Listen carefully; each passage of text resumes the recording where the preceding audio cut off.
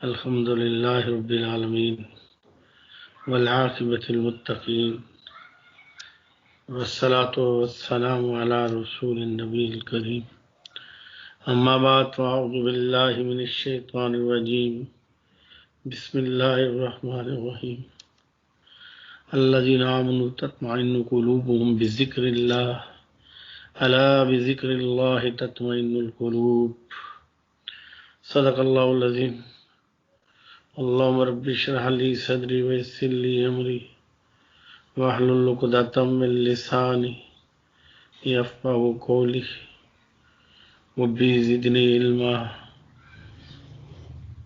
ربي زدني علما ربي زدني علما اللهم صل على محمد النبي الأمي وأزواج أمهات المؤمنين وذريته وآل بيته كما صليت على إبراهيم إنك حميد مجيد اللهم صل على محمد النبي الأمي وعلى آله وأصحابه وبارك وسلم۔ اللہ جل شانہ نے انسان کو مختلف چیزوں کا مرکب بنایا ہے۔ ایک تو یہ روح اور وجود یعنی مٹی اور روح جو نور ہے، جب یہ دونوں ملتے ہیں تو اسے انسان کہتے ہیں، زندگی کہتے ہیں۔ جب یہ جدا ہوتے ہیں تو اس وجود کو میت کہتے ہیں، وہ زندہ نہیں ہوتی، وہ مردہ کہا جاتا ہے۔ پھر اس کے بعد اللہ جل شانہ نے اس وجود کے اندر روح کے ملاپ کی وجہ سے کچھ چیزوں کی صفات رکھی ہیں، جو دونوں جب ملتے ہیں تو وہ صفات کام کرتی ہیں، جب دونوں نہیں ملتے تو وہ کام نہیں کرتے۔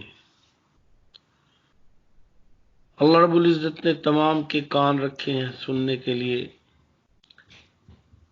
آنکھیں رکھی ہیں دیکھنے کے لیے۔ کان جو آواز سنتا ہے، خوبصورت آواز اسے لذت دیتی ہے، خوفناک آواز اسے ہیبت اور خوف پیدا کرتی ہے، ڈر پیدا کرتی ہے۔ اور کانوں کا یہ نظام کمپیوٹر سے بھی زیادہ سینسٹیو ہے۔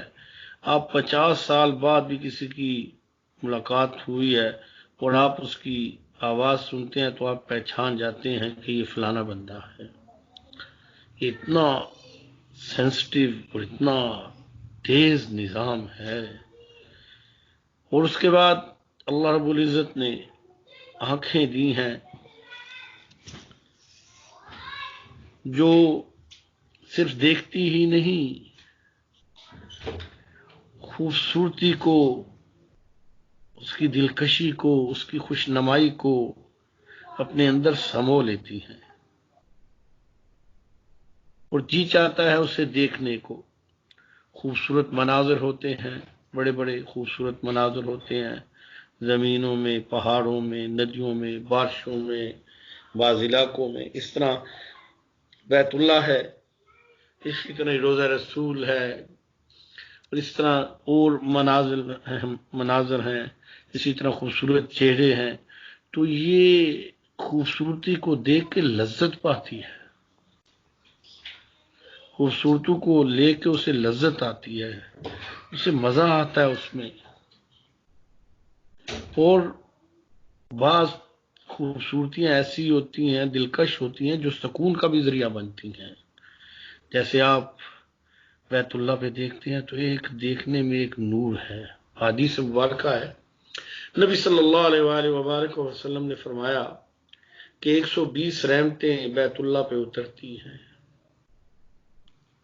60 جو ہیں وہ طواف کرنے والوں کو، 20 وہاں جو نماز پڑھ رہے ہیں، نفل پڑھ رہے ہیں، نمازیں پڑھ رہے ہیں، اور 40 ان کو 60 طواف والوں کو، اور 20 ان کو ملتی ہیں کہ جو صرف دیکھ رہے ہیں۔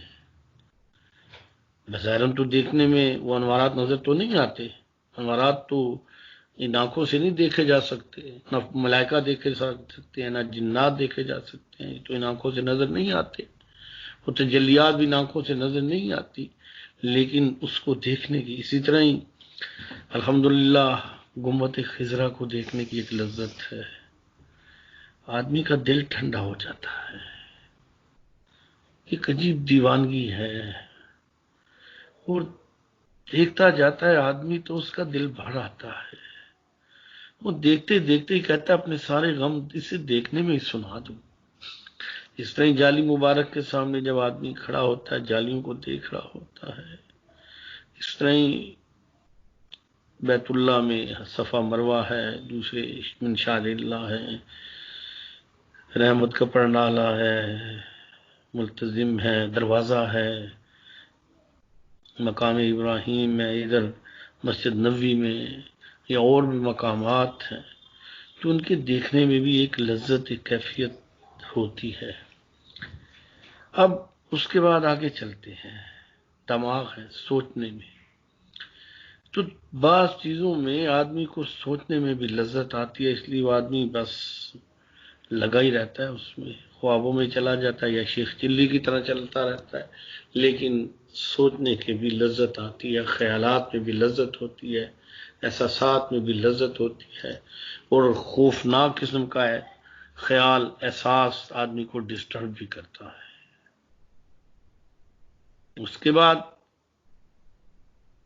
ذائقہ ہے، جب آدمی کھاتا ہے کوئی چیز تو یہ زبان کا آدھے سے تھوڑا سا آگے تک کا جو حصہ ہے، یہ 19 ذائقے، 19 ایک وقت میں بتا سکتا ہے، یہ میٹھا ہے، یہ پھیکا، یہ تلخ ہے، یہ جلا ہوا ہے، یہ بھنا ہوا ہے، اور یہ جس میں کیا ہے، اس کے اندر اتنی صلاحیت ہے زبان کے اندر، یہ صرف تلوار کی طرح کاٹتی نہیں، گولی فائر نہیں کرتی، بڑی چلتی ہے تیز اور لگتی ہے نیزے اور تیر کی طرح، یہ کھانے کے ذائقوں میں بھی آدمی کو پاگل کر دیتی ہے۔ اور اس کے بعد جو ہی حلق کی طرف وہ چیز جاتی ہے، ذائقہ ختم ہو جاتا ہے۔ اسی طرح باتیں کرنے میں بھی ذائقہ ہوتا ہے، اگر نہ ہوتا تو اتنی اتنی لمبی ٹیلی فونیں کوئی نہ کرتا۔ بعض لوگوں نے جو پیکج ٹیلی فونوں کے ایسے کڑائے ہوتے ہیں کہ بس اللہ پناہ دے دے، اور جنہوں نے یہ پیکج بنائے ہیں انہوں نے مصروف رکھنے کے لیے، تو زبان سے بھی بڑا مزہ آتا ہے آدمی کو، یہ بھی ایک لذت ہوتی ہے، یہ بھی ایک چسکا ہوتا ہے، جیسے کھانے پینے کے چسکے ہوتے ہیں، بولنے کے بھی، باتوں کے بھی چسکے ہوتے ہیں۔ اس کے بعد ہر خوراک اپنے اندر ایک حدت، سردی، گرمی، قوت، شدت، مٹھاس اور اثرات رکھتی ہے، چاہے وہ سبزی ہے، چاہے وہ دالیں ہیں، چاہے وہ گوشت ہے، چاہے وہ ادویات ہیں۔ اطباء کے ہاں ہر چیز جو پیٹ میں جاتی ہے وہ دوائی ہی ہے، یہ جتنی کھانے پینے کی چیزیں ہیں انہی کو تبدیل کیا جائے تو آدمی کا علاج بھی ہو جاتا ہے، یہ ساری ادویات بھی ہیں، خوراک بھی ہیں، قوت بھی دیتی ہیں، اور دیکھا نہیں پرہیز کرایا جاتا ہے، کیوں کرایا جاتا ہے؟ وہ نقصان دیتی ہیں اس لیے پرہیز کرایا جاتا ہے، یہ نہیں کھانے نقصان ہو جائے گا، اور بعض چیزیں کہا جاتا ہے وہ کھاؤ، اچھی نہ بھی لگے تو کھانی پڑتی ہے، اس سے نفع ہوتا ہے۔ اسی طرح یہ ہاتھ ہے نا، اور ہاتھ کے اندر بھی سینس ایک سسٹم ہے، لمس سارے جسم میں ہے، سر سے لے کے پاؤں تک، لیکن ہاتھوں میں زیادہ ہے، ہتھیلیوں میں زیادہ ہوتا ہے، تو کسی بھی پسندیدہ چیز کو ٹچ کرنے سے اسے لذت آتی ہے، اسے مزہ آتا ہے۔ اور اسی طرح آدمی، اللہ جل شانہ سب کو معاف فرما دے، جو آدمی انسان گناہ میں مبتلا ہوتے ہیں تو اسے لذت آتی ہے، اور جو شرعی تقاضے پورے کرتے ہیں اسے بھی لذت آتی ہے۔ اب وجود کے اندر کے بھی، جگر کا اپنا کام، معدے کا اپنا کام، پھیپھڑوں کا اپنا کام، نظام اعصاب کا اپنا کام، ہڈیوں کا اپنا کام، اس سب کے اپنے اپنے کام، اپنے اپنے سسٹم، اپنی اپنی ترتیب ہے۔ اب یہ جو دل ہے جسے ہم دل کہتے ہیں، یہ بظاہراً خون سپلائی کرنے والا ایک آلہ ہے کہ یہ وجود سے وریدوں کے ذریعے، یہ نام ہے ورید، رگوں کا خون کھینچتا ہے اور شریانوں کے ذریعے خون سپلائی کرتا ہے۔ جب دل کمزور ہوتا ہے تو کھینچنے میں مشکلات ہوتی ہیں، اس لیے پاؤں سوج جاتے ہیں، پانی آ جاتا ہے، اور جب اور کمزور ہو جائے تو شریانوں کے لیے سپلائی کم ہو جاتی ہے، دور کے اعضاء ڈسٹرب ہو جاتے ہیں۔ لیکن اللہ کی قدرت، اللہ کا نظام، اللہ کی منشیت کہ یہ جو انسان کے اندر اللہ نے روح رکھی ہے وہ سر سے پاؤں تک سرایت کی ہوئی ہے، اور اس کی بھی شکل و صورت ایسی ہوتی ہے انسان کی طرح۔ ابھی تو یہ وجود بعد میں پیدا ہوئے، ارواح تو پہلے پیدا ہوئی، تو ارواح کی صورتیں پہلے سے ہیں، اسی کی صورت پہ، اسی کے نقش پہ، اسی کی نقش قدم پہ وجود کی صورت بنتی ہے۔ آپ نے یہ چیز سمجھنا ذرا مشکل ہے، لیکن یہ ایک اللہ کا نظام ہے کہ اس نے یہ سارا کچھ بنا دیا تھا۔ اب وہ جب روح منتقل ہوتی ہے 4 مہینے میں، تو بچہ اسی روح کی شکل میں ہی شکل پاتے رہتا ہے، اور لیکن یہ وجود کے اندر ایک سرایت کی ہوئی ہوتی ہے، نور کی طرح، بجلی کی طرح، اور اس کا اپنا ایک جسم بھی اسی ہی طرح انسان کی طرح کا ہوتا ہے، جو خواب میں آپ بعض وقت دیکھتے ہیں۔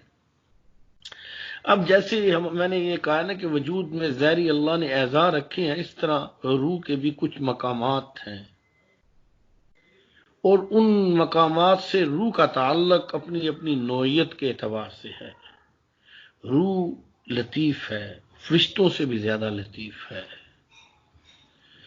اور اتنی سینسٹیو ہے کہ جس کو کوئی سوچ نہیں سکتا، اور اس کی پرواز کی اتنی تیزی ہے کہ جو فرشتے جس کا تصور بھی نہیں کر سکتے، کیونکہ کل روح من امر ربی، اللہ کے امر میں سے آئے گا، اور اللہ نے اس کے اندر تجلیات رکھی ہیں، نور رکھا ہے۔ اب جب یہ وجود میں سرایت کر جاتی ہے نا، تو یہ جو دل ہے نا ہمارا، جسے ہم دل کہتے ہیں، عربی میں سے قلب کہتے ہیں، اور صوفیہ جب اسے قلب کہتے ہیں تو اس سے مراد وہ روح کا بھی جو دل ہے نا، روح کا بھی جو مقام ہے نا، اس کے مقام میں فٹ آ گیا ہے، فٹ کر دیا ہے۔ ظاہری طور پہ یہ وجود کا لوتھرا، خون کا لوتھرا، اس کا نام دل ہے، قلب ہے، اور باطنی طور پہ، روحانی طور پہ روح کا بھی وہ اندر مقام ہے۔ اس کی تھوڑی سی مثال سمجھنے کے لیے آپ بیت اللہ میں چلے چلیے۔ اب وہ اینٹوں کا بنا ہوا مکان، پتھروں کا، اس کے اوپر کپڑا ہے، اب یہ صرف ایک نشاندہی کے لیے ہے کہ یہ جگہ ہے، حتیم کی چار دیواری بھی ہے۔ اب یہ جو نشاندہی ہے، کیا نشاندہی کرتا ہے؟ یہ نشاندہی کرتا ہے کہ یہاں اللہ کی خاص تجلیاں اترتی ہیں۔ ہم جو طواف کرتے ہیں تو اس تجلی کا طواف کرتے ہیں، اس پتھروں کا طواف نہیں کرتے۔ ہم جو یہاں سے نماز کے لیے یا وہاں رخ کرتے ہیں تو اس کی طرف پتھر سامنے ایک نشانی کے طور پہ ہے، لیکن تجلی باری کے لیے ایک آدمی 2 میل، 4 میل، 6 میل بلندی پہ ہے تو بیت اللہ تو نیچے ہے، تو رخ پہ، اس رخ پہ کرتا ہے، اور ایک آدمی زمین میں 6 میل نیچے چلا جائے تو بھی اس رخ میں کرتا ہے، کیونکہ سدرۃ المنتہا سے تحت الثری تک یہ نور کی ایک لائن ہے۔ تو اتفاق ایسا ہے کہ اس کو پتھروں کو، اسی طرح یہ دل کے گوشت پوش کو بیت اللہ کی طرح ایک مقام دیا گیا، اور اس کے اندر اصل میں وہ روح کا مقام ہے جس کو صوفیہ قلب کہتے ہیں، اور جس کا سارا دار و مدار روحانی قوت، تعلق معلّہ، عشق، کیفیت، محبت، لذت، کلام، نور بصیرت، یہ ساری کی ساری چیزیں اس کے اندر پائی جاتی ہیں۔ اسی لیے حضرات صوفیہ سب سے زیادہ محنت قلب پہ کرتے تھے۔ جب قلب بنتا ہے تو اس قلب کے بننے کے ساتھ روح کی ساری چیزوں کی خود بخود ہی ترتیب بن جاتی ہے۔ لیکن جسم میں جب ظاہری اعتبار میں خون سپلائی کم ہو جائے تو نظام خراب ہو جاتا ہے۔ ایسے ہی روح کا یہ ایک مقام ہے، اور لطیفہ قلب، اسے پہلا لطیفہ بھی کہتے ہیں، اس کے بھی اندر اللہ نے اپنی محبت کی کیفیت، لذت، غصہ، محبت، ساری چیزیں رکھی ہیں۔ اب ہمارا کیا ہے کام؟ ہمارا کام یہ ہے کہ جو چیز اس کو نقصان دے اسے چھوڑ دیں، جو چیز اس کے نفع دے اس کو اپنا لیں۔ اس کو مجاہدہ کہتے ہیں۔ یہ محنت ہے کہ جو روحانی طور پہ صلاحیت اور قوت کو بڑھائے وہ اپنائی جائیں، چاہے وہ پسند نہ ہو، اور جو اس کو نقصان دے وہ چھوڑی جائیں، چاہے وہ کتنی بھی پسند ہو۔ کانوں سے سننے میں لذت آتی ہے، دل کو نقصان دیتا ہم نہیں سنیں گے۔ آنکھوں کو دیکھنے سے لذت آتی ہے، اللہ کا حکم آتا ہے نہیں تو ہم نہیں دیکھیں گے۔ کھانے میں بڑی لذت آتی ہے لیکن وہ حرام کا مال ہے تو ہم نہیں کھائیں گے۔ بولنے میں بڑی ہے لیکن غیر محرم سے فضول گوئی جو روک دیا گیا اس سے، کہ اس سے دل میں نوست پیدا ہوتی ہے۔ تصورات جو ہے بظاہر مزہ آتا ہے لیکن غیر محرم کا تصور حرام ہے، جائز بھی نہیں۔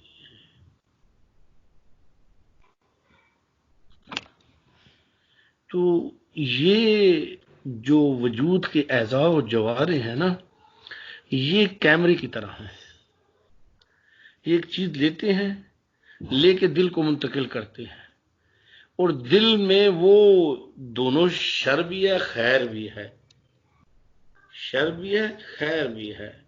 جب وہ شر ہوتا ہے تو وہ اس کو ایک لذت کیفیت ہوتی ہے، جو کانوں کے ذریعے اسے لذت آتی ہے، آنکھوں کے ذریعے لذت آتی ہے، زبان کے ذریعے لذت آتی ہے، کھانے کے ذریعے لذت آتی ہے، سوچنے کے ذریعے لذت آتی ہے۔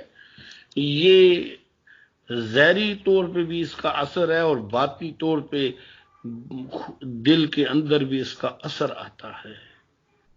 اس کا قانون، اس کا ضابطہ اللہ نے اسی لیے بیان کر دیا، الذین آمنوا تطمئن قلوبهم لذکر الا بذکر اللہ تطمئن القلوب، الا بذکر اللہ تطمئن القلوب، کہ دلوں کا اطمینان اللہ نے فرمایا کہ ہم نے اپنے ذکر میں رکھا ہے، نہ دولت سے، نہ عزت سے، نہ گھر آباد کرنے سے، تسلی دل کو ہوتی ہے خدا کو یاد کرنے سے۔ ڈاکٹر کہتا ہے آپ دودھ پئیں آپ کو نفع ہوگا، ڈاکٹر کی بات کا یقین کیا جاتا ہے، اللہ فرما رہے ہیں اور اللہ کا نبی فرما رہے ہیں، اللہ کے نبی کہہ رہے ہیں۔ تو یہ جو اللہ کا ذکر ہے، یہ جب یہ دل میں آتا ہے تو دل کی کیفیت کو بدلتا ہے، اس کے ذائقے کو بدلتا ہے، اس کے شر کو کمزور کرتا ہے، اس کی لذت کو، اس کے خیر کو بڑھاتا ہے۔ پھر یہ کان، یہ دماغ، یہ آنکھیں، یہ زبان، یہ ان کی ترتیب اور ان کے ذائقے بھی بدل جاتے ہیں۔ ایک آدمی ہے اسے میوزک سے لذت آتی ہے، اس کا دل خراب ہے۔ ایک آدمی اس کا دل تندرست ہے، اسے میوزک سے تکلیف گزرتی ہے، آنکھوں پہ انگلیاں رکھ لیتا ہے، اور یہ سنت ہے، حدیث میں نبی صلی اللہ علیہ وسلم سے بھی ثابت ہے، حضرت عبداللہ بن مسعود رضی اللہ تعالیٰ عنہ سے روایت ہے۔ ایک آدمی ہے اسے غیر محرموں کو دیکھنے میں لذت آتی ہے، لیکن اس لیے کہ دل میں ہے نا، خرابی دل کے ساتھ ہے نا۔ اور ایک دوسرا آدمی ہے وہ دیکھتا ہے تو اسے دیکھتے حیا آتی ہے، اللہ کا خوف آتا ہے، اس کا دل قبول نہیں کرتا۔ جیسے ایک آدمی ہے وہ چائے پیتا ہے، چائے گندی میلی سی پیالی بھی گندی تو اسے پی لیتا ہے، لیکن دوسرا آدمی دیکھ کے اسے کراہت آتی ہے، الٹی آتی ہے۔ ایسے ہی جب دل سنورتا ہے تو یہ کان، آنکھ، زبان، یہ ان کے ذائقے بھی بدل جاتے ہیں، کیونکہ یہ سکون اور لذت کا مرکز دل ہے۔ یہ کیمرے ہیں جو اس تک پہنچاتے ہیں اور اس کی لذت کو کان تک لے کے آتے ہیں، آنکھ تک لے کے آتے ہیں، زبان تک لے کے آتے ہیں، دماغ تک لے کے جاتے ہیں، پیٹ تک لے کے جاتے ہیں، شرمگاہ تک لے کے جاتے ہیں۔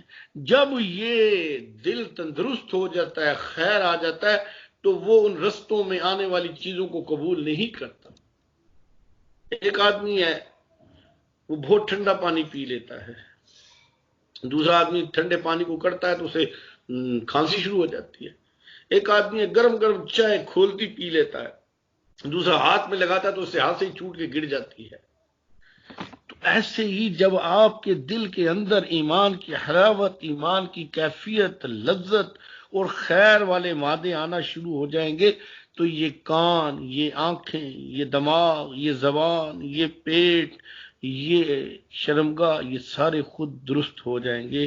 اسی لیے میرے آقا صلی اللہ علیہ وسلم فرمایا کہ جسم میں خون کا لوتھڑا ہے، اگر وہ ٹھیک ہو جائے تو سارا وجود ٹھیک ہوتا ہے، وہ خراب ہو تو سارا وجود خراب ہوتا ہے۔